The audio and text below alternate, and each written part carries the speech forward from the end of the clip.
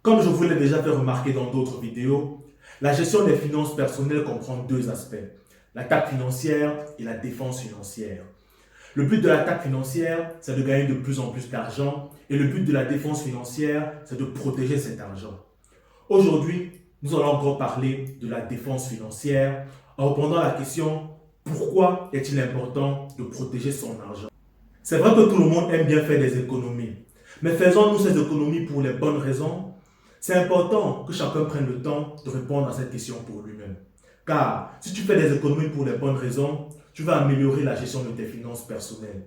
Mais si tu fais des économies pour les mauvaises raisons, tu vas te retrouver dans une situation où tu épargnes, mais bizarrement, tu continues à avoir des problèmes d'argent. Restons jusqu'à la fin pour en savoir plus.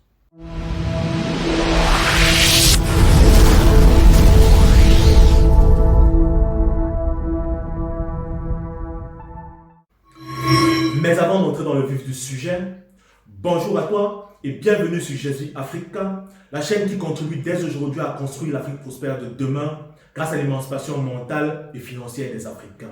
Car l'évolution et la révolution qui changent vraiment une vie commencent d'abord par un changement de mentalité. Et deuxièmement, il est possible pour chacun d'entre nous d'avoir un impact positif concret sur le terrain en travaillant sur le plan économique afin de créer de la richesse car nous avons un continent à bâtir. Si tu me découvres par cette vidéo, alors abonne-toi et active la petite cloche afin d'être informé lorsqu'une nouvelle vidéo est publiée le lundi et le vendredi. Et surtout, like cette vidéo et partage autour de toi si elle t'a plu afin qu'elle puisse également bénéficier à quelqu'un d'autre. Dans la dernière vidéo que j'ai faite sur la défense financière, je précisais que le but de ta défense financière, c'est de protéger ton argent. Mais pour quelles raisons protèges-tu ton argent? Dans cette vidéo, je vais te présenter 3 bonnes raisons pour lesquelles tu dois protéger ton argent afin d'améliorer la gestion de tes finances personnelles. Premièrement, c'est important de protéger ton argent afin de conserver le maximum d'argent entre tes mains. L'avantage de conserver le maximum d'argent dans ta poche, c'est que cet argent pourra te servir à autre chose. Les techniques pour protéger ton argent afin d'en conserver le maximum dans ta poche sont diverses. Cela peut se faire en négociant le prix chaque fois que cela est possible, en achetant des produits qui ont un bon rapport qualité-prix ou alors en t'arrangeant pour les acheter pendant la période des soldes, en choisissant de vivre dans un quartier où le loyer est moins élevé, de manière à faire des économies, ou tout simplement en épargnant une partie de tes revenus, etc., etc. Vous le constaterez, il existe une multitude de techniques pour protéger votre argent et l'épargne n'est qu'une d'entre elles. Mais revenons à cette première raison pour laquelle il est important que vous protégiez votre argent. L'argent que vous avez réussi à économiser en appliquant ces diverses techniques reste disponible pour vous dans votre poche, de sorte que vous pouvez en faire autre chose. Et cela est déjà très intéressant en soi. Mais cela ne suffit pas si vous voulez améliorer votre capacité à bien gérer vos finances personnelles. Et cela nous conduit justement à la deuxième raison. La deuxième raison pour laquelle il est important de protéger votre argent, c'est de le faire se multiplier. Beaucoup d'entre nous, nous battons à faire des économies à gauche à droite, nous battons à constituer de l'épargne en mettant de l'argent de côté. Mais la différence entre le champion de la bonne gestion de ses finances personnelles et les autres, c'est que lorsque le champion réussit à faire des économies sur ses dépenses ou à constituer une épargne en mettant de l'argent de côté, cette épargne n'est pas utilisée pour résoudre des problèmes imprévus ou des situations d'urgence. Elle n'est pas non plus utilisée pour faire certaines grosses dépenses futures, comme par exemple acheter un billet d'avion pour un voyage ou encore construire sa maison. Non, l'épargne du champion sert à une seule chose. Elle sert à être investie afin de se multiplier. C'est comme au football. Les footballeurs du dimanche, lorsqu'ils jouent en défense, se contentent juste de dégager le ballon n'importe où et le plus loin possible afin de protéger leur but. C'est un peu comme ceux qui épargnent pour épargner. Mais les clubs professionnels, les champions, lorsqu'ils jouent en défense, ne dégagent pas le ballon n'importe où. Dans la mesure du possible, ils dégagent le ballon dans les pieds de leurs coéquipiers et même, ils essaient souvent de construire le jeu depuis la défense de manière à amener le ballon jusqu'au camp adverse afin de soutenir l'attaque en vue de marquer des buts.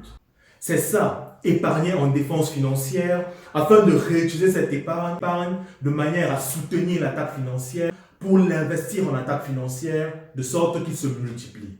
Si j'utilise le langage de Ricardo Kanyama, auteur du livre La chèvre de ma mère, l'épargne du champion de la gestion de ses finances personnelles est une chèvre. Une femelle qui a la capacité de se multiplier en donnant naissance à des petits. Alors que l'épargne de celui qui épargne juste pour épargner est un bouc. Un mâle qui n'a pas la capacité de se multiplier directement en donnant naissance à des petits.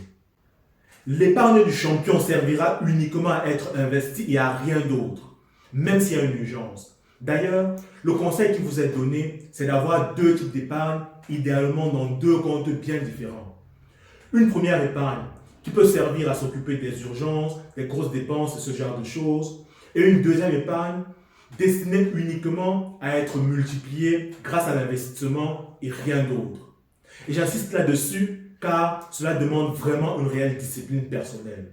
Et même si le champion ne trouve pas tout de suite un bon projet dans lequel investir son épargne, alors il va conserver son argent et ne pas y toucher jusqu'à ce qu'il trouve le bon projet qui va vraiment lui permettre de multiplier son argent.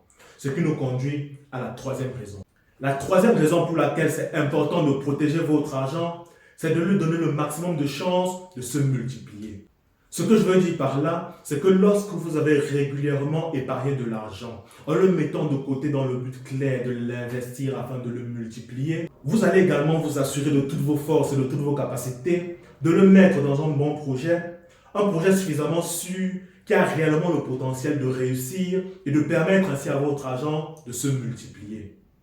C'est vrai, il y a toujours un risque de perte, car le risque zéro n'existe pas.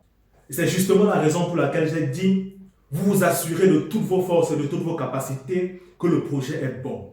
Et pour le faire, vous augmentez vos capacités en vous éduquant, en vous formant, en lisant des livres, en faisant des recherches approfondies sur les opportunités d'investissement qui se présentent à vous, en contrôlant et en surveillant vos investissements de très près, en posant beaucoup de questions, en posant les bonnes questions, en posant les questions difficiles, en posant même les questions qui dérangent quand il s'agit de protéger votre argent. Et c'est tout ça, la défense financière. Merci d'avoir suivi cette vidéo jusqu'à la fin. Si elle t'a apporté de la valeur parce que tu l'as trouvée intéressante, alors n'hésite pas à la liker et à la partager autour de toi. Et sur ce, je te dis merci et rendez-vous dans une prochaine vidéo très bientôt sur GSV Africa.